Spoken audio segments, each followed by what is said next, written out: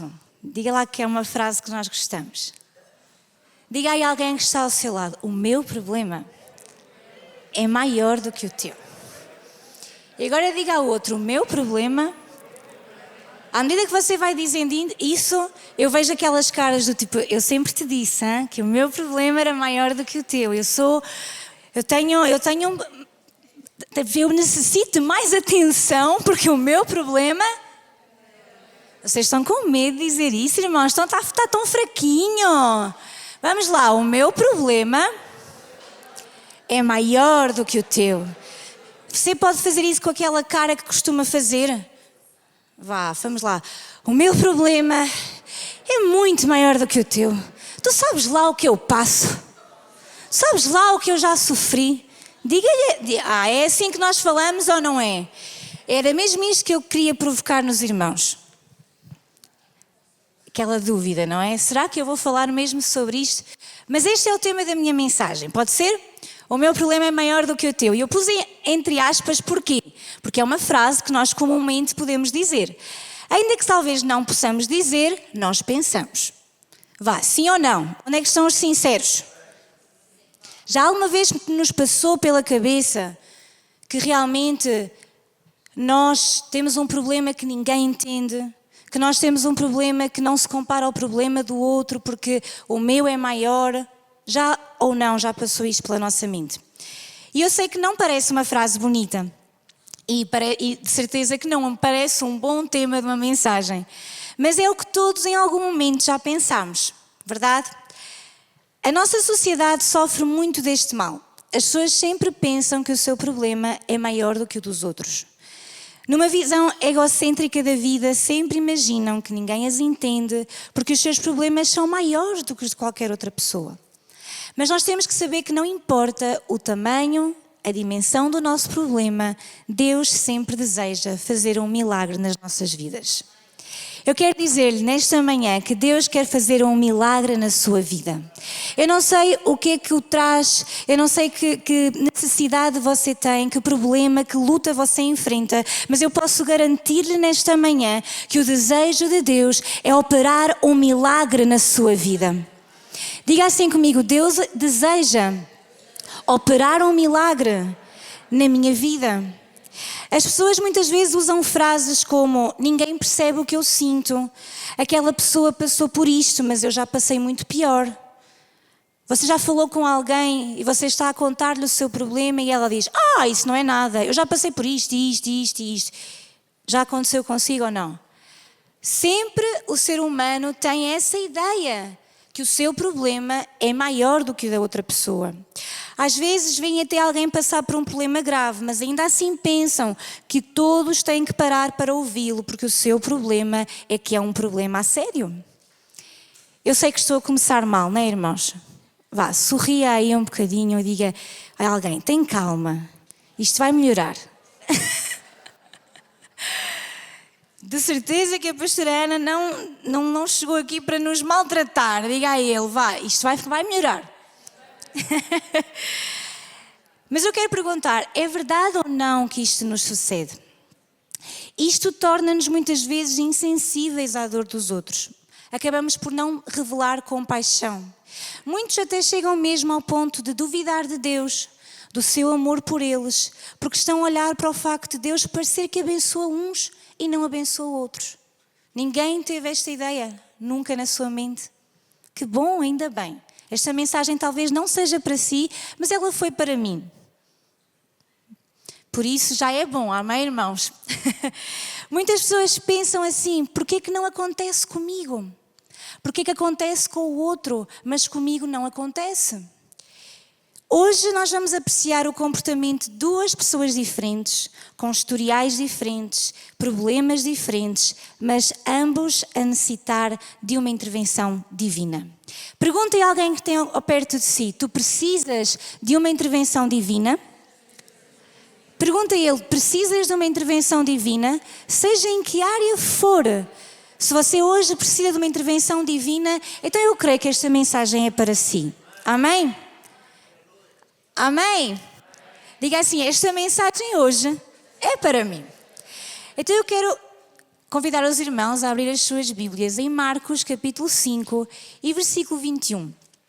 E nós vamos ler a história de duas pessoas diferentes, como eu já disse, com histórias diferentes,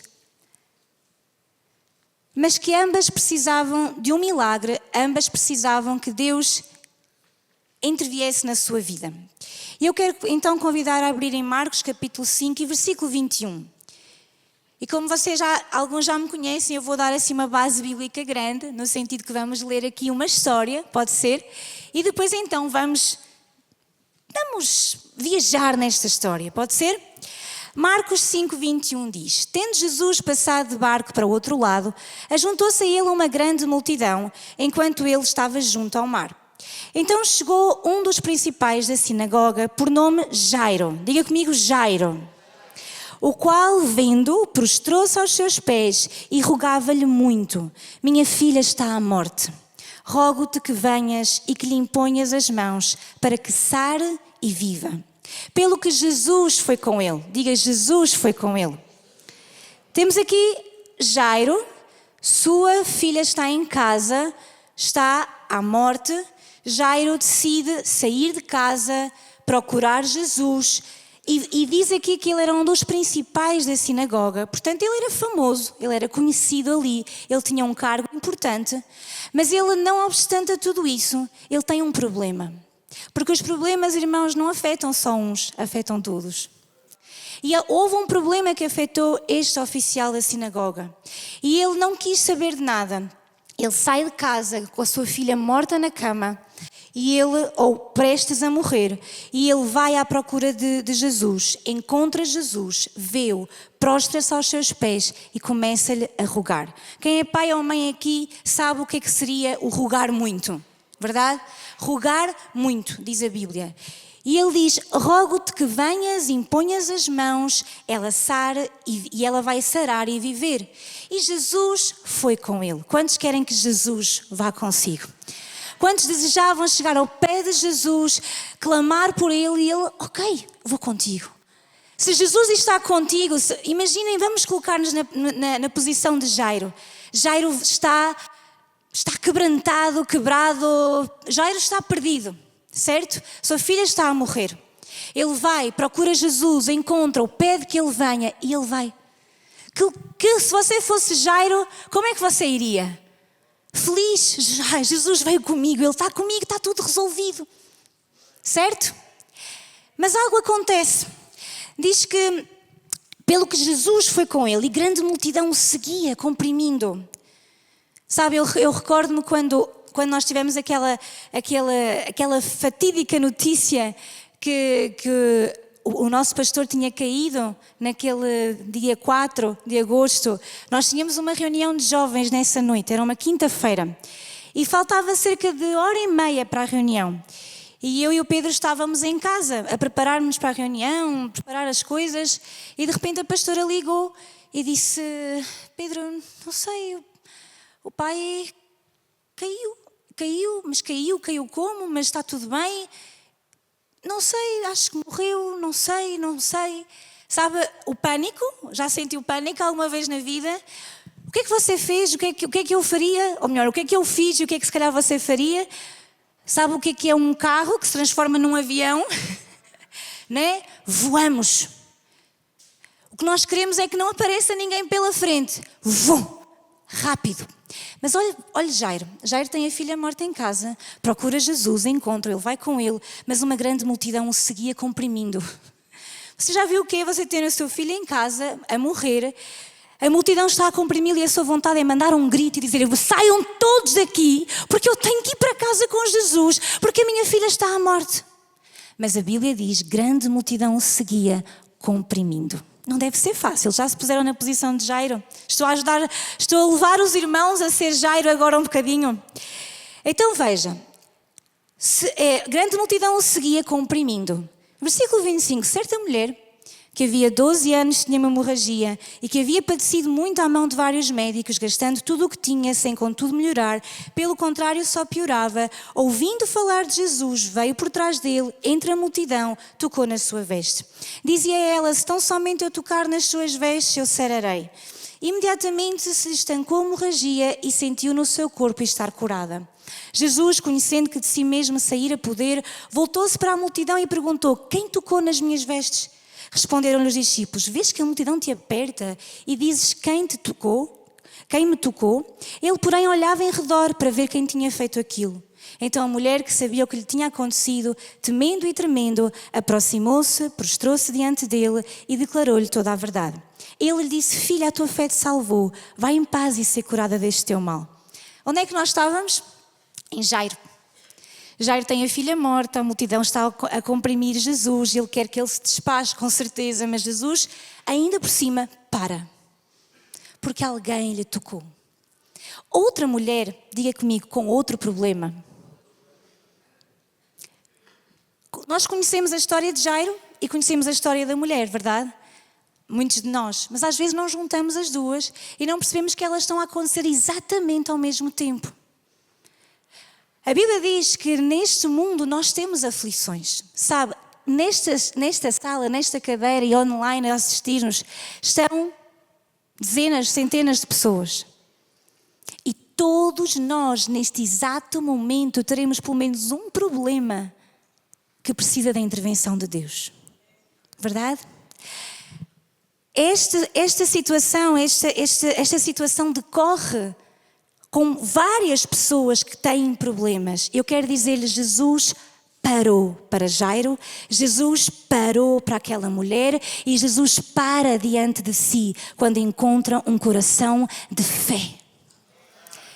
No meio daquela multidão que comprime Jesus, no meio daquele problema todo, no meio de uma viagem para ir para a casa de Jairo, ressuscitar a filha dele, eis que ele para porque uma mulher precisa dele. Eu quero dizer, isto não deve, nós lemos isto em menos de um minuto, mas isto não deve ter demorado um minuto. Entre a multidão, entre a mulher tocar, entre a mulher Jesus parar, falar, os discípulos, ela assumir que foi ela, contar a história. Meu Deus, eu imagino o tempo que isto demorou. Verdade? Os irmãos já estão no meio da multidão a assistir a isto tudo. Então, o versículo 35 diz algo tremendo para Jairo.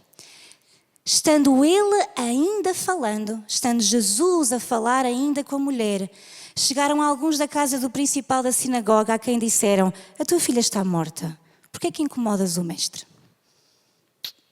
E agora? No meio de tudo aquilo, Jairo foi a correr ter com Jesus, pedir para vir curar a filha dele. Mas demorou tempo.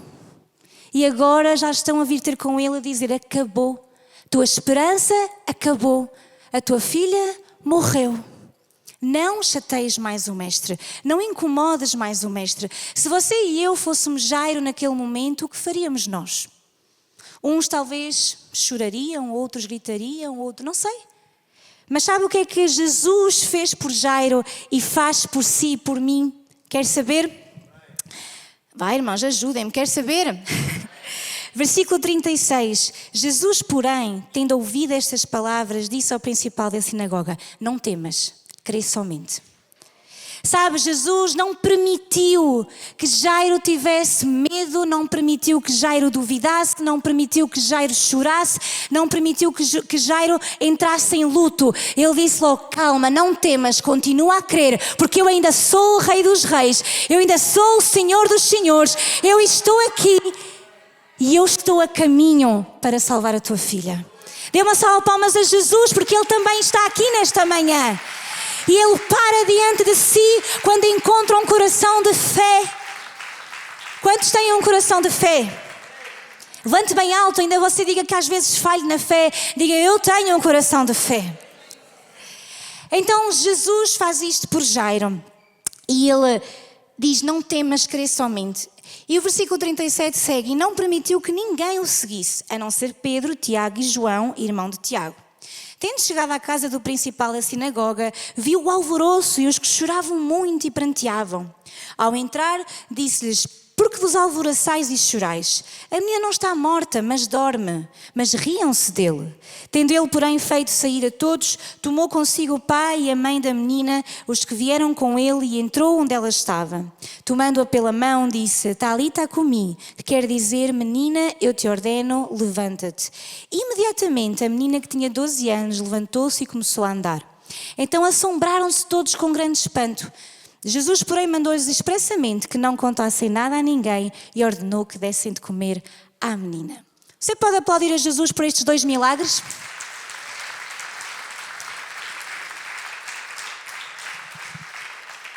À medida que fomos lendo, vimos aqui tanta coisa, verdade?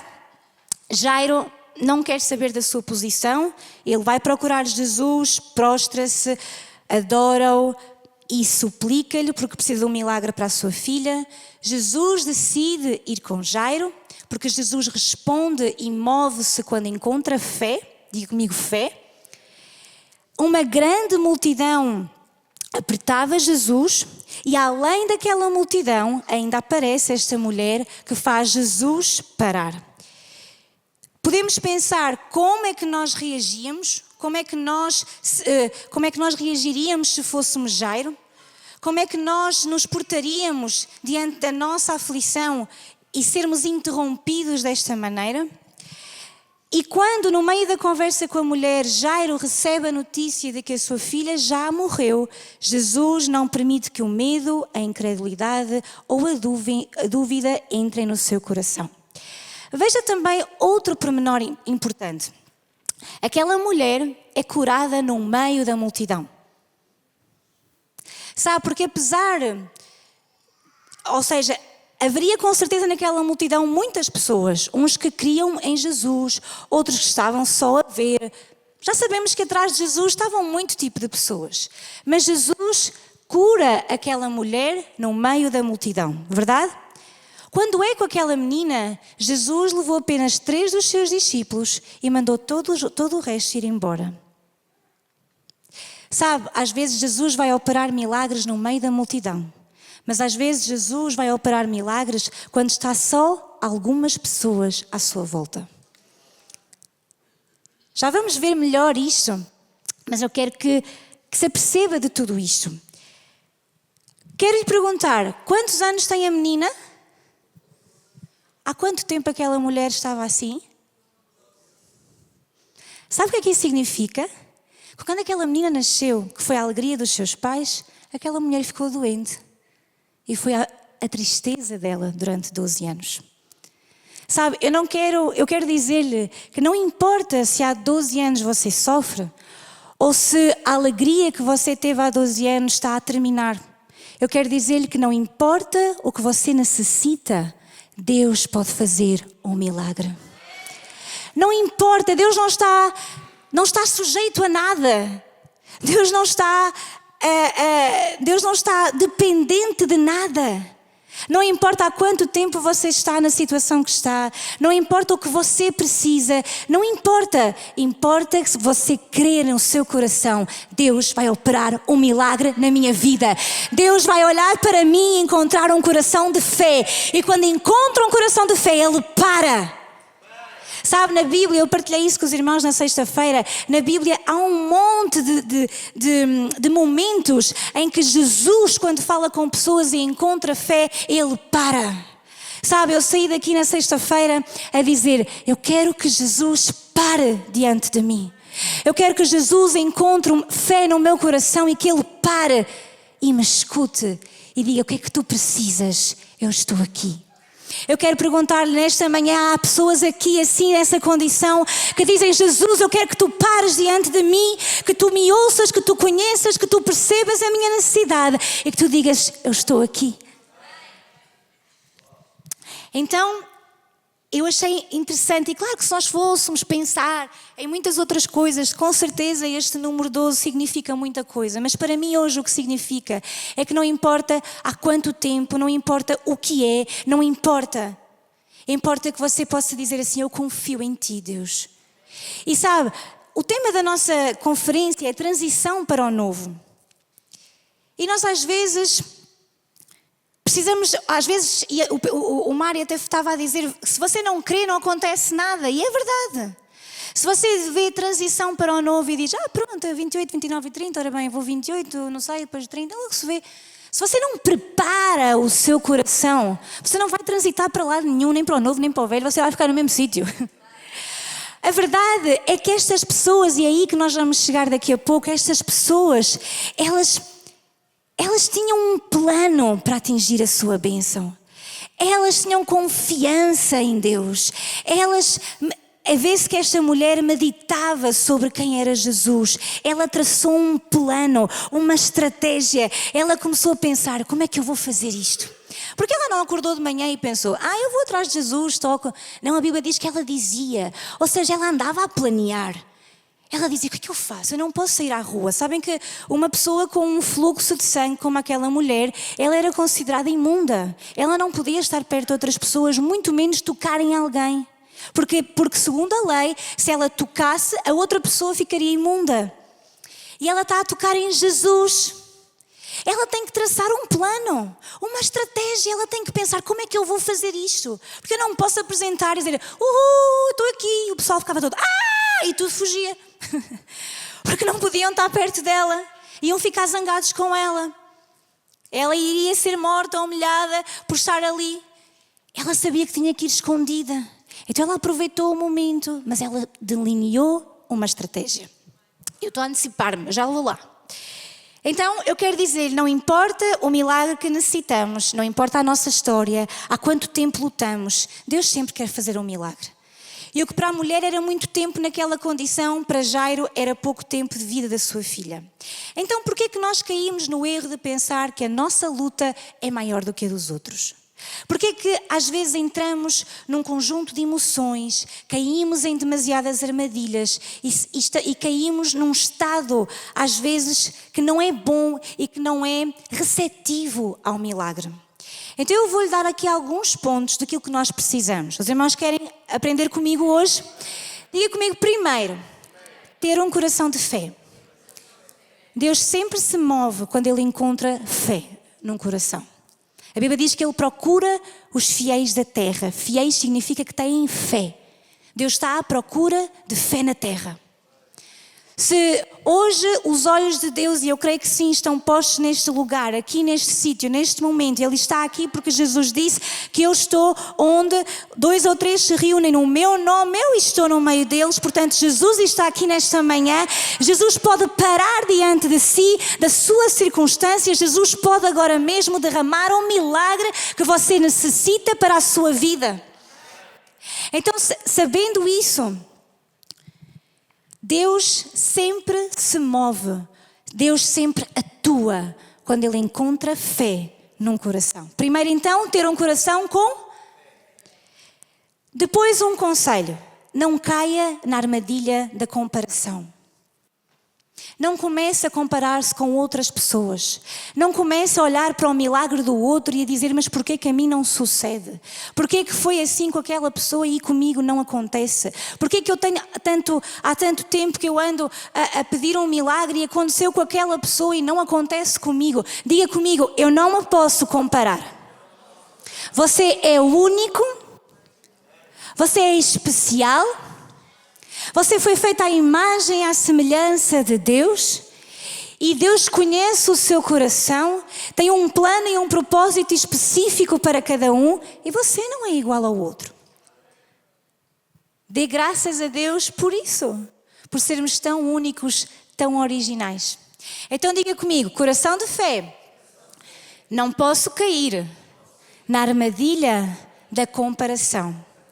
Não posso cair na armadilha, diga comigo, da ingratidão. Nunca deixe de ser grato. Muitas pessoas são gratos quando começam a caminhar com Deus, porque então, tudo é maravilhoso e Deus faz. Mas quando começam a caminhar e começam a ser abençoados e começa a fluir algo, já não preciso de Deus, isto é mesmo porque eu sou bom naquilo que faço. A ingratidão fecha as portas à bênção. Por outro lado, a gratidão abre a porta à bênção. Eu falei também na sexta-feira, e não vou adiantar muito sobre isso, mas há uma passagem bíblica que fala daqueles 10 leprosos que foram, peço perdão, não foram, mas Jesus os curou. Pelo caminho eles viram que estavam curados. Eram 10 e somente um voltou para trás para agradecer. E Jesus disse: não eram 10? Onde é que estão os outros 9? Só vieste tu? E depois ele diz: vai e ser salvo. Sabe, é que nós temos que perceber uma coisa. Muitos de nós precisamos, e claro que Deus quer fazer milagres, mas o maior milagre que Deus vai fazer na sua e na minha vida chama-se salvação. Chama-se que você nasça de novo e conheça o Rei dos Reis, o Senhor dos Senhores, como seu único e suficiente Salvador. Esse é o maior milagre, e todos os outros vêm. Todos os outros vêm, mas o primeiro é você reconhecer que é um pecador e que necessita da salvação de Jesus. Então eu tenho que ter um coração de fé. Não posso cair na armadilha da comparação. Não posso cair na armadilha da ingratidão. E não posso cair na armadilha da autocompaixão. Autocompaixão, em outras palavras, é ter pena de si mesmo. Isso nunca aconteceu com nenhum de nós. Porque nós nunca dissemos aquelas coisas de: eu é que sei o que estou a sofrer. Olhem para mim o quanto é mau o que me está a suceder. Nós nunca fizemos isso. Nós nunca fizemos: Deus, é tão horrível o que me está a suceder a mim. Olha, eu não merecia isto. Nós nunca dissemos isto. Como nós nunca dissemos, a autocompaixão não chega a nós. Mas aquelas pessoas a quem chega, é assim que elas reagem. Têm pena de si mesmos. E sabe o que é que acontece? Eu estou a brincar no sentido de chorar, mas é isso que nós fazemos todos. No outro dia eu estava a pensar numa coisa. Vocês já repararam, e agora vou dizer uma coisa que se calhar todos fizeram ou não, mas isso já sucedeu comigo, então aquilo fez plim. Você não vai dizer-me que sim ou não, só vai ouvir. Você já reparou que quando as pessoas choram, olham para o espelho?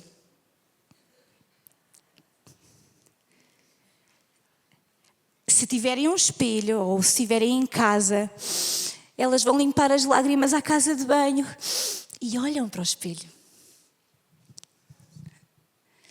Porque sabe porquê? Porque a nossa carne gosta de nos ver chorar, ver a dor, ver. Sabe que as pessoas, por exemplo, os atores e tudo, eles fazem à frente do espelho para verem o sofrimento. Você não vai dizer que é verdade, mas eu garanto-lhe que todos nós já passámos pelo espelho quando estávamos a chorar. Você não vai dizer e eu não lhe vou perguntar, mas eu garanto que você já tentou ver a sua cara quando está a chorar. Você tentou ver como é que fica? Já. Você já tentou, de certeza. Os irmãos riem-se porque é verdade. Eu vou dizer, é verdade. Gente, gosta de ver a nossa cara. Ai, eu estou aqui um bocadinho. Ai, que eu fico com tantas rugas quando choro. Ainda choro mais e mais. Sabe porquê, irmão? Eu não estou a gozar. Eu estou-lhe a ensinar que nós gostamos de nos ver sofrer. A nossa carne gosta de nos ver sofrer. Porquê? Pela autocompaixão. Porque aquilo começa a alimentar o nosso ego. Nós não nos apercebemos. Os irmãos, 70% ficaram um bocadinho ofendidos com esta parte, irmãos, perdoem-me. O que eu quero dizer é que a nossa carne, ela gosta de sofrer, ela gosta de ver sofrer. Ela gosta, nós olhamos para a nossa cara e choramos e ainda choramos mais e choramos mais e choramos mais, porque é a carne. Sabe outra coisa? A pessoa que tem autocompaixão, ela não quer sair daquela situação. Ela começa a gostar de estar ali. Ou seja, por um lado, ela sabe que é mau. Mas por outro, aquilo alimenta o ego dela. Porquê? Porque implica que as pessoas vão lá, implica que as pessoas vão dizer, oh, coitadinha, não faças isso, levante. E a pessoa, não, eu não quero. Mas está ansiosa que estejam ali de volta dela. Eu sei, irmãos, ninguém gosta de levar este confronto hoje nesta manhã, mas eu só vos quero ajudar. Amém? Digam lá um amém mais simpático para eu não me sentir mal. Não, mas eu digo isso por mim mesmo, ok? Eu também já chorei ao espelho. E foi por isso mesmo que eu vi-me a chorar e estava a chorar e olhei para o espelho. Mas fica tu a olhar para o espelho. Qual é a lógica? Assim, porque a carne gosta disto. E a pessoa que tem autocompaixão, ela também não quer sair daquela situação. Porque no fundo, apesar dela saber que está mal e que tem que sair, se ela sair vai perder a atenção das pessoas. Se ela sair, as pessoas já não vão dar-lhe tanto, coitadinho, coitadinha, então a pessoa não quer sair. Mas diga assim comigo, vá, eu não vou cair. Diga bem alto, eu não vou cair na armadilha da autocompaixão. Outra coisa que eu preciso é de ter estratégia. Diga comigo, estratégia. E outra coisa que eu preciso, cuidar do ambiente em que estou. Sabe, irmão, vimos há pouco, aquela mulher foi curada no meio da multidão. Mas diante de um problema como a morte daquela menina, Jesus cuidou que o ambiente fosse ambiente de fé. Eu quero dizer, às vezes nós queremos milagres, queremos isto e aquilo, mas permanecemos em ambientes que derrotam a nossa fé. Permanecemos a ouvir aquilo que não devíamos ouvir. Permanecemos num ambiente de guerra, de contenda e depois queremos milagres? Como é que isso vai acontecer? Não vai acontecer. Então diga comigo, eu preciso de cuidar do ambiente em que estou. E por último, que vai anular então aqui o tema da minha mensagem. Vocês podem pôr o outro, por favor? O meu problema é maior do que o teu, mas verdadeiramente o nosso tema é... Bem, não sei se estão cá, se não estão. Alô, terra chama. Diga comigo. Diga mais alto. Mais alto. Sabe, irmão, em vez de você estar a pensar que o seu problema é maior do que o do outro, prepara a sua bênção. Diga a alguém que está ao seu lado, prepara a tua bênção. Prepara a tua bênção. Então, o tema da minha mensagem é o quê? O meu problema é maior do que o teu? Não. Eu vou preparar a minha bênção. Diga lá, o meu problema é maior do que o teu? Diga, não. Eu vou, mas é, assim à português, diga, eu vou, mas é preparar a bênção de Deus sobre a minha vida. Quantos querem bênção de Deus em sua vida? Então levanta assim a sua mão bem alto, os seus pés e diga, eu vou preparar a minha bênção. Eu não aceito, o problema é maior, não é nada maior, não há nada maior para o meu Deus. Todos nós podemos ter nossas lutas, mas Deus é poderoso, é fiel, é justo e Ele vai derramar sobre nós a bênção. Então você quer sair daqui sabendo como preparar a sua bênção? Ainda tem paciência para me ouvir? Já foi um amém mais reduzido, mas eu vou continuar, amém, irmãos? Porque eu quero que saiam daqui com a bênção, amém? Jairo e a mulher prepararam a sua bênção. Jairo saiu de casa, onde a sua filha estava a morrer, com uma estratégia. Vou encontrar Jesus, vou pedir que venha à minha casa, que imponha as suas mãos e ela vai ser curada. Certo? Era a bênção de Jairo. E ele preparou-se. A mulher, diz a Bíblia, andava a dizer, se eu tão somente tocar nas suas vestes, eu sararei. Então, o que é que ela fez? Criou uma estratégia. À medida que ela ia falando, ela ia concebendo um plano, uma estratégia, porque ela estava a preparar a sua bênção. Nós temos muitas passagens na Bíblia onde vemos homens e mulheres a prepararem a sua bênção. E talvez seja uma coisa que nós às vezes não estamos alerta. Nós simplesmente oramos, esperamos e não fazemos nada. Mas, e também de acordo com o que eu falei na sexta-feira, Preparar a nossa bênção faz-se desta forma. Foca-te naquilo que tens e não naquilo que tu não tens. Concentra-te naquilo que tens na mão para fazer e não naquilo que tu não tens. Diga a alguém que está perto de si, foca-te no que tens e não no que não tens. Vamos ver o que é que está na Bíblia, 1 de Reis, capítulo 17 e versículo 10. Eu quero mostrar-vos aqui algumas passagens, além das que nós já vimos, em que vemos como estas pessoas prepararam a sua bênção. 1 de Reis 17, 10. 1 de Reis 17, 10. Vamos ler juntos para ser mais rápido, talvez. Então ele se levantou e se foi a Sarepta. E chegando à porta da cidade, eis que estava ali uma mulher viúva apanhando lenha. E ele a chamou e disse-lhe: traz-me, peço-te, numa vasilha um pouco de água que beba. E indo ela a buscá-la, ela chamou e disse-lhe: traz-me agora também um bocado de pão na tua mão. Porém ela disse: vive o Senhor teu Deus, que nem um bolo tenho. Diga comigo: não tenho bolo. Não tenho. Senão, somente um punhado de farinha numa panela e um pouco de azeite numa botija. E vês aqui, apanhei 2 cavacos, vou prepará-lo para mim e para o meu filho, para que o comamos e morramos. O que é que ela apresentou ao profeta? Eu não tenho. Só tenho isto, mas é tão pouquinho que vamos morrer os 2. E o que é que ele faz? Elias disse: não temas, vai e faz conforme a tua palavra. Porém faz disso primeiro para mim um bolo pequeno e traz-me para fora. Depois farás para ti e para o teu filho.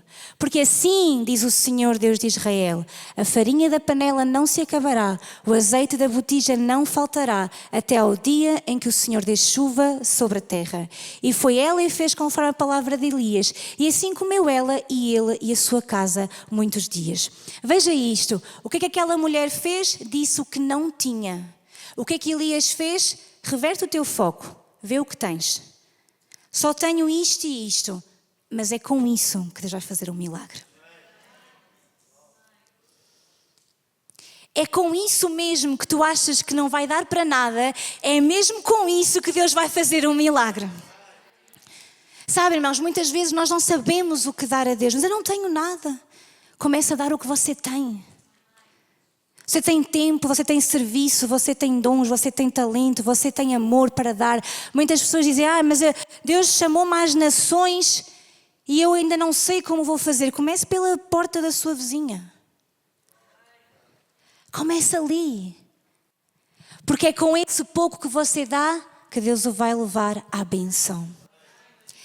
Outra pessoa, 2 de Reis, capítulo 4. 2 de Reis, capítulo 4. E logo o versículo 1, 2 de Reis 4, 1. E uma mulher das mulheres dos filhos dos profetas clamou a Eliseu dizendo: o meu marido, o teu servo, morreu. E tu sabes que o teu servo temia ao Senhor. E veio o credor levar-me os meus 2 filhos para serem servos. E Eliseu disse-lhe: o que é que eu te hei de fazer? Declara-me o que é que tu tens em casa. E ela disse: a tua serva não tem nada em casa. O que é que aquela mulher disse ao profeta? Eu sou viúva, eu não tenho dinheiro, os meus filhos vão ser escravos e eu não tenho nada em casa. Mas ela depois lembrou-se de uma coisita. Bem, eu tenho uma botija de azeite. E ele então disse: vai, pede para ti vasos emprestados a todos os teus vizinhos, vasos vazios, não poucos. Então entra, fecha a porta sobre ti e sobre os teus filhos, deita o azeite em todos aqueles vasos e põe à parte o que estiver cheio. Partiu, pois, dele e fechou a porta sobre si e sobre os seus filhos. E eles lhe traziam os vasos e ela os enchia. E sucedeu que cheios foram os vasos, disse ao seu filho: traz-me ainda um vaso. Porém ele disse: não há mais vaso nenhum. Então o azeite parou.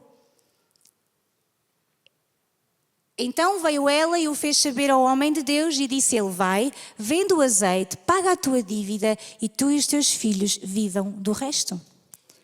O que é que aquela mulher apresentou ao profeta? Não tenho nada, mas tenho isto. É com isso que Deus vai fazer um milagre. É exatamente com isso que Deus vai fazer um milagre. Quer ver outro? Não precisamos de ir para lá, mas os irmãos conhecem. Multiplicação dos pães e dos peixes. Uma grande multidão. É de noite, não há comida. Jesus, manda estas pessoas embora.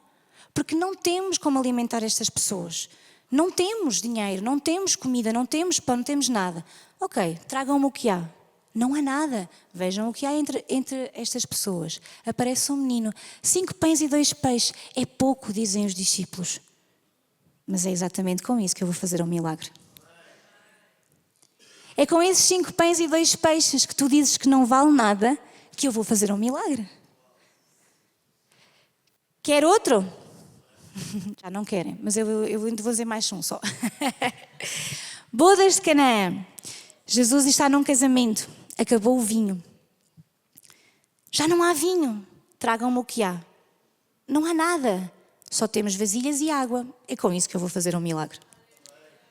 Sabe o que eu quero dizer-lhe hoje? É entregue a Deus aquilo que você tem e veja, aprecie. Veja como Deus vai fazer um milagre. Entregue a Deus o seu carro, a sua casa, os seus filhos e vai ver como Deus vai fazer um milagre na sua vida. Entregue o seu dinheiro, os seus bens, suas propriedades e você diz, meu Deus, eu tenho que entregar isso tudo. Tem, irmão, tire isso do seu coração e dê ao Senhor. E vai ver como Deus vai fazer um milagre. Porque muitas vezes nós queremos um milagre, mas nós não queremos dar nada. Ui! Nós queremos ver um milagre e achamos que não temos nada. Mas o que você tem dele, sabe o que Deus procura? O seu coração. Sabe o que Deus está hoje à procura? Do seu coração. Porque quando você entrega o seu coração, retira o coração do seu corpo agora mesmo. Tira. Continua a viver? Não. Mas então, se você dá o seu coração, você dá tudo. Não há nada que seja seu. Você diz, tudo é dele. Porque o meu coração, a minha vida, pertence a ele. Enquanto nós estamos focados no que não temos, nós não vemos o que temos. E eu vou terminar com outra história que vocês conhecem todos muito bem, creio eu. E se não conhecem, ficarão a saber assim muito rapidamente. 1 de Samuel, capítulo 17, conta-nos uma história daquele menino que derrota um gigante. Davi e Golias, já ouviram falar sobre eles? Eu não quero estender-me muito na história, mas eu quero só dar-lhe o panorama. Há um gigante que está a afrontar os exércitos de Israel. Todo o mundo está com medo daquele gigante. Ninguém o quer enfrentar. E um dia, Jessé, o pai de Davi, que tinha os filhos lá nos campos para batalhar e lutar a favor de Israel, Jessé envia o seu filho Davi a levar o lanche aos irmãos. E ele leva o lanche e quando lá chega, está tudo a falar sobre aquele gigante que lhes mete medo. Diga assim, medo. Você já teve medo alguma vez na vida de um gigante?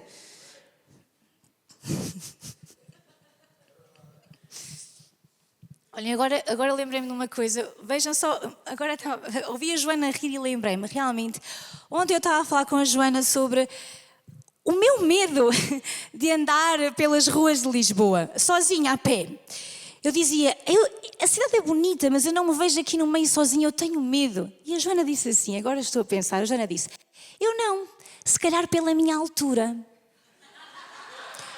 Ela disse-me isso, se calhar pela minha altura, eu não tenho medo das pessoas. E agora eu estava a pensar, realmente, diante da Joana, quem é que vai ter medo, não é? Então, o Golias, ele estava na paz, o resto estava tudo amedrontado, porque ele era grande. Mas, né, se eu fosse, se calhar, como a Joana grande, eu também não tinha medo das ruas de Lisboa. Mas pronto, agora foi uma à parte. Mas tem lógica, não é, irmãos? Todo o povo de Israel estava cheio de medo do gigante, mas o gigante não tinha medo de nada. O gigante achava que eles eram todos uns pequenitos que, se viessem, ele fazia assim e eles voavam. Então Davi vai então ter com os irmãos.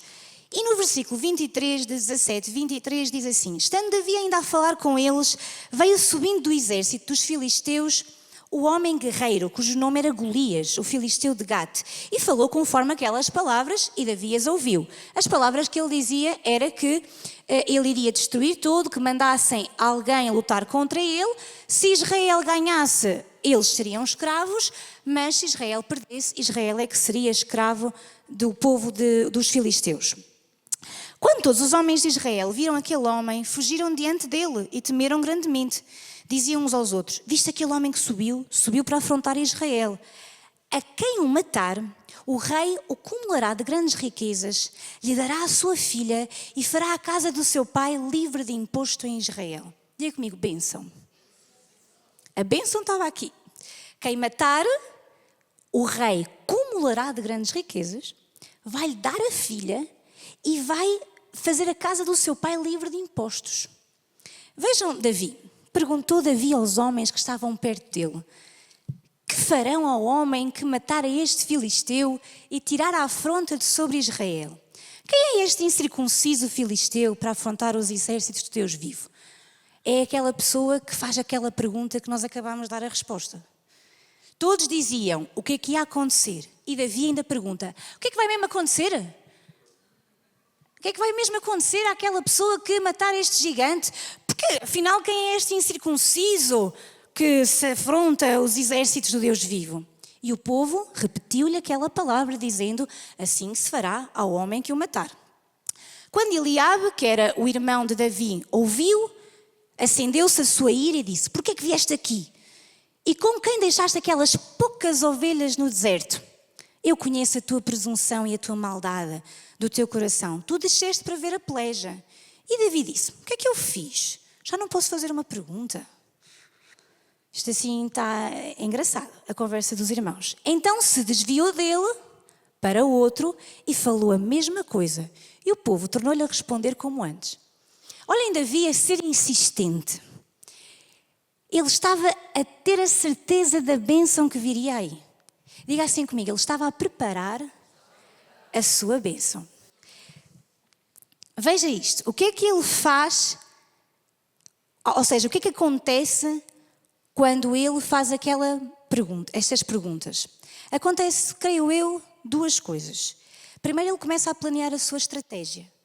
Porque ele, ao ouvir várias vezes qual era a bênção, ele começou a planear a sua estratégia para alcançar a bênção. E ao mesmo tempo, vejam o que é que diz o versículo 31. Ouvidas as palavras que Davi falara, anunciaram-nas a Saul, que mandou chamá-lo. Ele nunca iria chegar a Saul se as pessoas não fossem contar a Saul que ele andava a dizer que o gigante era um filisteu incircunciso e que estava a afrontar o exército. Os irmãos estão cá comigo? Ele estava a preparar a bênção dele. Ele sabia que havia ali uma bênção. Ia casar com a filha dele, ia ficar livre de impostos. Tantas coisas boas que ia acontecer. Então ele começou a preparar a sua bênção. Começou a perguntar, começou a fazer-se conhecido para chegar a quem? Ao rei Saul. Então depois nós já sabemos a história. Saul chama-o, dá-lhe uma armadura, explica-lhe quem é aquele gigante filisteu e diz-lhe: tu não vais conseguir, tu és muito pequeno, tu és um moço, ele é um homem de guerra. E Davi conta-lhe uma história. Davi conta-lhe que quando ele estava com as ovelhas do seu pai, quando aparecia um leão ou um urso, ele até diz explicitamente o que é que ele fazia. O teu servo apacentava as ovelhas do seu pai. Sempre que vinha um leão ou um urso, tomava um cordeiro do rebanho, eu saía após ele, matava-o e arrancava o cordeiro da sua boca. Levantando-se ele contra mim, segurava-o pela barba, feria-o e matava-o. O teu servo matava leões e ursos, e este incircunciso filisteu será como um deles, porque afrontou os exércitos do Deus vivo. Os irmãos sabem que eu gosto, da história e de entrar aqui no meio. Davi vai enfrentar Golias. Ele conta-lhe como é que ele enfrentava os leões e os ursos. Portanto, um Golias não era nada para Davi. Então, ele vai, e nós já sabemos, Saúl tentou pôr-lhe a armadura, não lhe cabia, e ele então leva o quê? O que é que ele tem? O que é que Davi tem? Davi é um pastor. Ele tem uma funda e pedras. Diga comigo, funda e pedras. É o que Davi tem. Davi não tem força, Davi é jovem, Davi é um moço pequenino, Davi não tem altura, Davi não é formado em guerra, Davi só tem, diga comigo, só tem uma funda e pedras. Coisa pequena para matar um gigante. Quando aqueles exércitos todos estavam mais que preparados e não conseguiram vencê-lo. E você sabe que quando Davi enfrentou o Golias também lhe disse aquilo que ele não tinha. Ele olhou e disse, eu sou algum cão para tu vires comigo com pedrinhas e pauzinhos? Ele mostrou-lhe, ele tornou Davi insignificante. Você já se sentiu assim alguma vez? Diante de um Goliasão, diante de um problemazão, você já se sentiu assim uma pessoa insignificante? Foi assim que Davi se sentia. Ou melhor, não, foi assim que ele quis fazer sentir Davi. Golias riu-se com desprezo, mostrou-lhe que ele não tinha armas para lutar com ele, vinha somente com um pedaço de pau, enquanto que Davi tinha uma grande espada. Mas Davi levava o que tinha, diga comigo, o que tinha, uma funda e pedras, e a sua confiança em quem? Você tem que ser mais específico. A sua confiança em quem? No Deus Todo-Poderoso, Senhor, Soberano, Rei dos Reis, Senhor dos Senhores. Esse é o seu Deus? Esse é o seu Deus, irmãos? Esse é o seu Deus? Perguntem a alguém, este é o teu Deus? Deus poderoso, soberano, acima de tudo, Senhor dos Senhores, Rei dos Reis, poderoso, todo-poderoso. Esse é o seu Deus? E sabe, o Davi levou a funda às pedras, a sua confiança. E agora vou dizer uma coisa que se calhar nenhum de nós gosta. Eu quero perguntar, aqui alguém já enfrentou uma batalha na vida e venceu? Só os que venceram a batalha. Olha, irmãos, eu quero ver mais braços no ar, só não estávamos aqui, de certeza. Aqui alguém já venceu batalhas na vida? Já venceram alguma batalha na vida? Sabe o que é que Davi também trazia? Experiência de enfrentar leões e ursos. E em vez de nós nos deixarmos derrotar pelas lutas e pelos problemas que enfrentamos, que são os nossos leões e os nossos ursos, nós devíamos ver isso como exercícios para enfrentarmos o Golias. Se você está aqui hoje e diz, eu já venci uma luta na vida, eu quero dizer que esse foi o seu leão.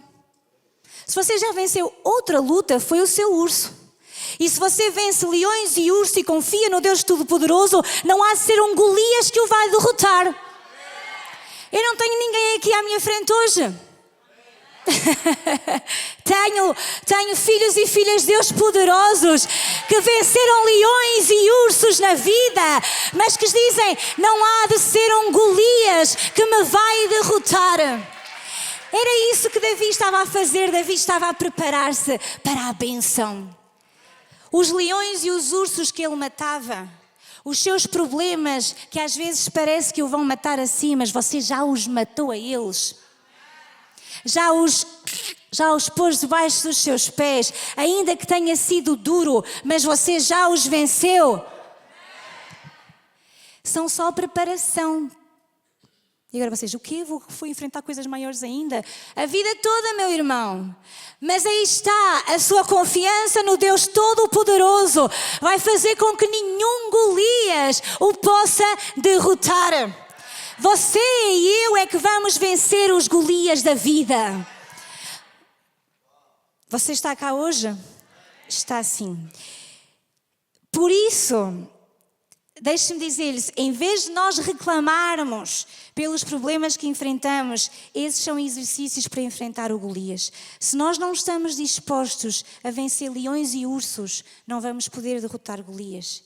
E por isso, sabe, nós assistimos a uma geração de hoje que esmorece ao primeiro problema, ao primeiro obstáculo. Desiste ao primeiro obstáculo, porque enfrentou um leãozinho e já desistiu. Quando a vida, irmão, está cheia de Golias. Eu sei que vocês queriam dizer, não, a vida está cheia de rosas e florzinhas baixinhas. Não, a vida tem Golias pela frente. Mas a nossa confiança no Deus Todo-Poderoso vai preparar a bênção para as nossas vidas. Então lembre-se disto, as batalhas que nós trilhamos falam muito sobre o nosso futuro. Eu queria convidar o grupo a subir e eu vou terminar aqui a minha mensagem. Mas o que é que eu quero hoje dizer aos irmãos? Primeiro, uma novidade, problemas temos todos. Sim ou não? Circunstâncias temos todos. Não há nada impossível para o nosso Deus. Não há nada que Ele não possa fazer. Não caia na armadilha da comparação, não caia na armadilha de ser ingrato, não caia em nenhuma das armadilhas que o diabo lança sobre a nossa vida. Decida continuar a confiar em Deus. Decida ter fé no seu coração, porque há uma certeza que a Bíblia nos dá. Quando Deus encontra fé, Ele para. Quando Jesus encontra fé no seu coração, Ele para e vai estar pronto para lhe dar esse milagre. Você precisa de coração de fé. Sabe, a gratidão e a fé estão juntos. Você anda, elas já andam de mãos dadas. Você é grato, tem fé. Você tem fé, é grato. Prepara a sua bênção, olhe para o que tem e não para aquilo que não tem. E agora eu vou dizer-lhe outro conselho, para de reclamar. Para de reclamar. Às vezes estamos a reclamar, quando tudo o que nós temos que fazer é levantar as nossas mãos e dizer, Deus, isto pode ser um leão ou um urso, mas eu vou derrotar. E ainda que o gigante se levante contra mim, a minha confiança no Deus Todo-Poderoso vai fazer com que nenhum gigante me derrote. Às vezes os gigantes vêm. Os leões e os ursos aparecem, sim. Mas são só exercícios para você chegar à sua bênção. Prepara a sua bênção. Como é que eu preparo a minha bênção? Permaneça com o seu coração com fé, gratidão e dê o que tem. Dê o seu coração. Dê a sua gratidão a Deus. Dê o seu amor uns aos outros. Dê o seu amor a Ele e ao seu irmão. Dê o seu amor ao seu inimigo. Perdoe. Ama. Seja fiel a Deus.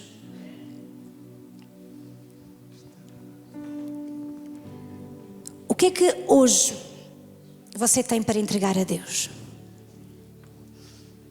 Fé, dons, talentos, gratidão, ofertas, oração. Seja o que for, Deus quer encontrar em si gratidão e fé. E nós, para nos lembrarmos nesta manhã, hoje eu quero convidá-la aí no seu lugar.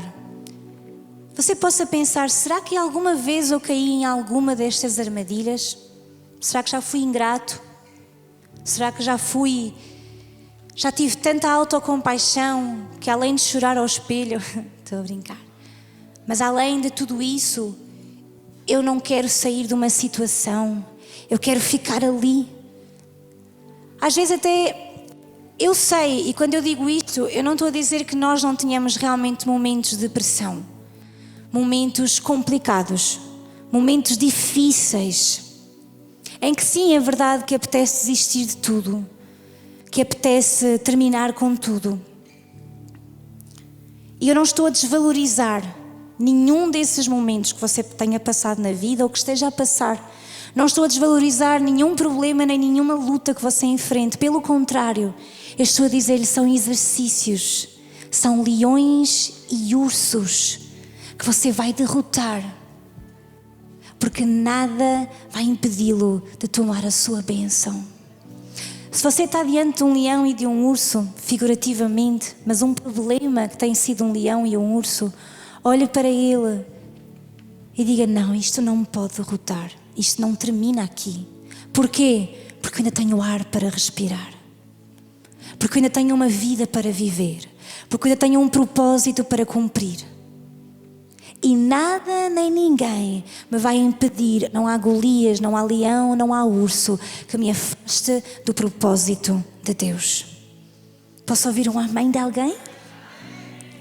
Se você diz assim nesta manhã, talvez eu já tenha caído na ingratidão, talvez eu já tenha caído na autocompaixão, na comparação.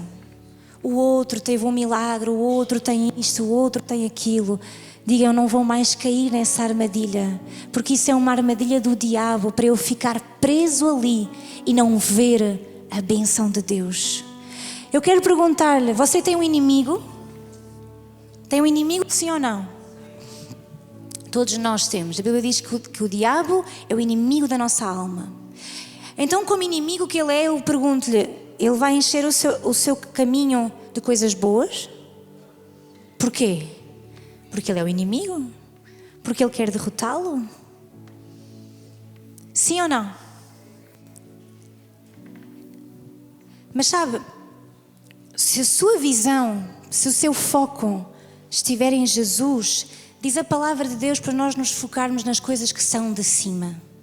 Sabe, quando você olha para cima, você não vê o que está a acontecer em baixo. Se você olha para Jesus, não importa as armadilhas que o diabo lança à sua frente, porque você tem os olhos postos nele. Você tem os olhos postos em Jesus, na sua palavra, nas suas promessas, nas bênçãos que Ele já prometeu para a sua vida. Então você até pode aparecer um leão, pode aparecer-lhe um urso, pode até aparecer-lhe um Golias, mas a sua confiança está no Deus Todo-Poderoso, Criador dos céus e da terra, meu Pai, aquele que me ama acima de todas as coisas, aquele que nunca vai falhar, porque Ele é Deus poderoso, fiel, justo, digno, santo, poderoso, todo-poderoso, 3 vezes santo. Nele está o meu foco, nele está a minha fé, nele está o meu olhar. É para Ele que eu olho e não para as circunstâncias, não para os leões, para os ursos, para as armadilhas. Então o que é que eu faço? Preparo a minha bênção e começo a dar a Deus o que tenho. O meu serviço, o meu amor, o meu tempo, o meu dom, o meu talento, aquilo que eu tenho eu dou-te o meu coração. Quantos nesta manhã dizem, eu quero dar-te o meu coração? Quero dar tudo a ti.